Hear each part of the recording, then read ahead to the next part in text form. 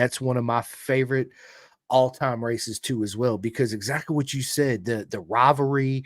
Stoner, yeah, I think he was actually more than a half a second and ahead of everybody else Yeah, that maybe. weekend. And just the way that Rossi just sure will just stayed in Mm. front of him. And dude, it pissed Stoner off so bad. I mean, he was so livid. And he actually Yeah. crashed on the last lap, if I'm not mistaken, right? Didn't Stoner go down on the That was last the lap in the last lap.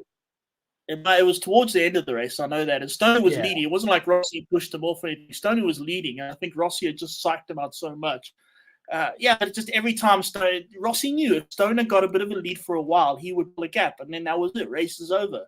And Rossi just knew that, hey, he had to stuff that Yamaha up he could not let Stoner stay. He had to stuff the Yamaha up the inside. I mean, it wasn't dirty, but it was very aggressive. I mean, there was cases where Stoner was busy turning in, the next thing, Yamaha.